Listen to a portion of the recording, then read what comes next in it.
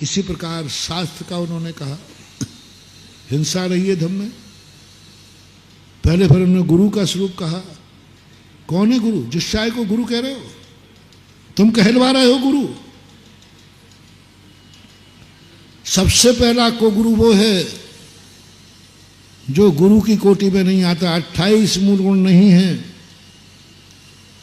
28 मूल गुण नहीं है, दिगंबरत्व नहीं है, और उसको कोई गुरु कह रहा है, वो अपने आप को गुरु मान रहा है। ध्यान रखना, वो कुगुरु के अंतर्गत आएगा। तुम चाहे जैन हो चाहे कोई भी।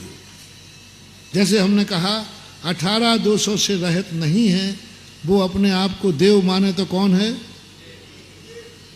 18 दोष वाला अपने को श्रावक कहे तो, मुनि कहे तो चले कोई बात, देव कहे तो बाधा है।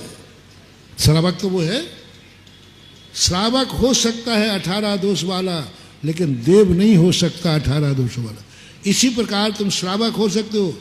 तुम्हें गुरु किसी ने कहा, और वो भी गद्दी पे कहा, कोई लौकिक शिक्षा में नहीं कहा, जिनवाणी के क्षेत्र में कहा, तत्व दृष्टि में कहा। जो अपने आप को गुरु सुन करके, और गुरु की कोटि में नहीं, 28 मूल गुण नहीं है उसके पास, और सब उसको गुरुदेव गुरुदेव कह रहे हैं। और ही जनवाणी में, लोक व्यवहार में नहीं, जनवाणी गद्दी पर, वो स्वयं कुगुरु है, वो डूबेगा। श्रावक के गुण हैं उसमें, कोई पापी नहीं है, व्यसनी नहीं है, रात में नहीं खाता, शराब जुआ नहीं खेलता, कोई भी दोष नहीं है। बहुत बड़ी चीज कह रहा हूं महानुभाव, एक भी दोष उसमें नहीं है श्रावक का जो दोष होता है, लेकिन वो अपने आप को गुरु मानता है। श्रावक का एक भी दोष नहीं, रात में खावे नहीं, बिना छना पानी पीवे नहीं, एक टाइम भोजन करे, सब कुछ पूरे कहना के चाहिए सर्वोत्कृष्ट श्रावक है। सर्वोत्कृष्ट श्रावक की गति क्या होगी? सर्वोत्कृष्ट श्रावक यदि अपने आप को गुरु मानता है तो वह पत्थर की नाव के समान डूबेगा। अनंत संसारम हिंडदी, पुजवर कुंद कुंद स्वामी प्रवचन सार, वो अनंत संसार में भटकेगा, निर्दोष श्रावक व्रत पालने वाला, क्योंकि वो गुरु मानता है अपने आप को। इसलिए महानुभाव, यदि तुमने 28 मूल गुण नहीं है,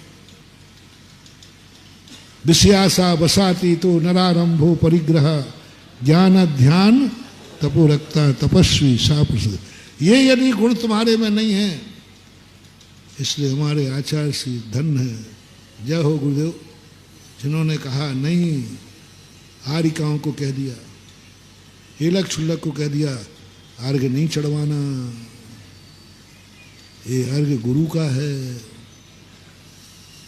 तुम छुल्लक हो, तुम आरिका हो, तुम गुरु नहीं हो। गुरु निर्ग्रंथ होता है, गुरु 28 गुणों से युक्त होता है। आरिका बनने में दोष नहीं है। आरिका को जगत पूज्य कहा, आदरणीय कहा, महान कहा। छुल्लक के कम वर्णन है क्या? अरे महान छुल्लक, महान महिमा गाई है छुल्लकों की।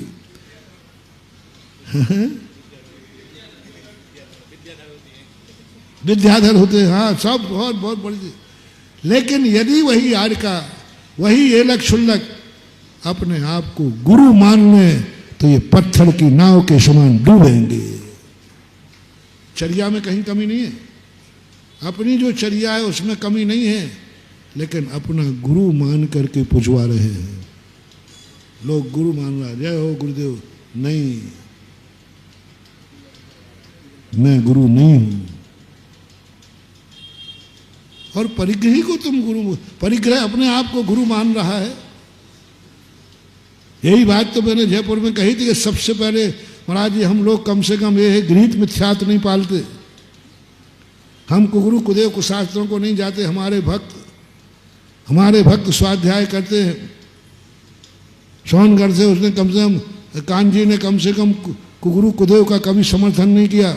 मैंने कि वो खुद ही कुगुरु बनाए। वो खुद ही को गुरु बना है। सदगुरु, जगत गुरु, परम गुरु, उसके सामने लोग बोल रहे हैं। उसने एक बार कहा कि भाई ये गुरु का स्वरूप नहीं है, मेरा श्रावक का स्वरूप है।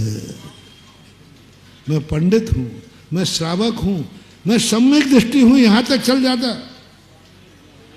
लेकिन मैं गुरु नहीं हूं। गुरु तो वही है जो निर्ग्रंथ होता है, 28 गुणों का पालन करता है। क्या उन्होंने कभी ये कहा? बोले नहीं कहा। मैंने कि वो खुद ही कुदेव कुगुरु है, क्योंकि हमारे शास्त्रों में लिखा है जो इन गुणों से रहित है वही। और तुम लोगों से मेरा कहना है, क्षुल्लक को क्षुल्लक मानने में मिथ्यात, आरिका को आरिका मानने में मिथ्यात, बाप को बाप मानने में मिथ्यात कोई नहीं था। खूब पैर पड़ो, खूब आदर दो, सम्मान दो, कहाँ है? लेकिन तुमने किसी कारण से यदि परिग्रहवान को गुरु कह दिया तो तुम्हारा गुरु को गुरु डूबेगा और तुम भी डूबोगे। अब पढ़ते रहो, खूब आचरण कर रहे हो, तुम बहुत अच्छे हो, क्रोध कभी आता नहीं, गुस्सा कभी आता नहीं, अवक्ष खाते नहीं, व्यसन कोई है नहीं, लेकिन आपका गुरु परिग्रही है। परिग्रहवान गुरु को यदि गुरु मान रहे हो तो इतने सब करने के बाद भी तुम पत्थर की नाव में बैठे हो और डूबोगे, ये आगम का वचन है। उपल नाव क्यों कहा? उपल नाव का अर्थ क्या है? डूबना है, डूबोगे। इसलिए सारे जगत से मेरा कहना है,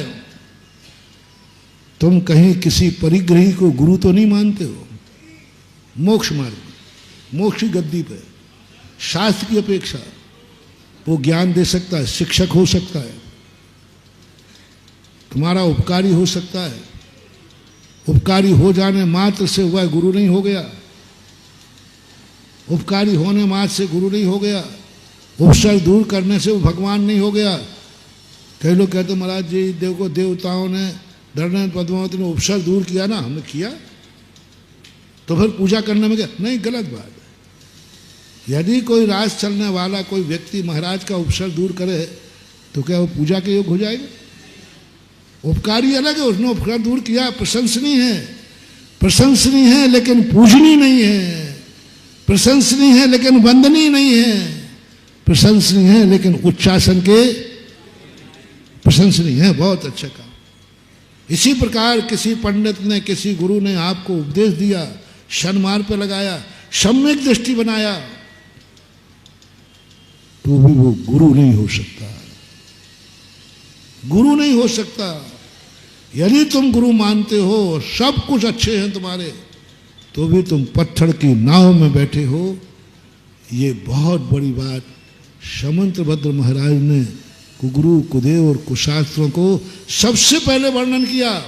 उसके बाद फिर कहा सम्यक दर्शन क्या है, सम्यक चारित्र क्या है, सम्यक क्या है। इसलिए अपने जीवन को एक व्यवस्थित करना है।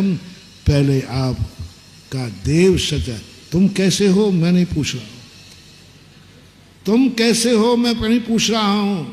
कल भी कहा था तुम कैसे हो, तुम्हारा बाप कैसा है।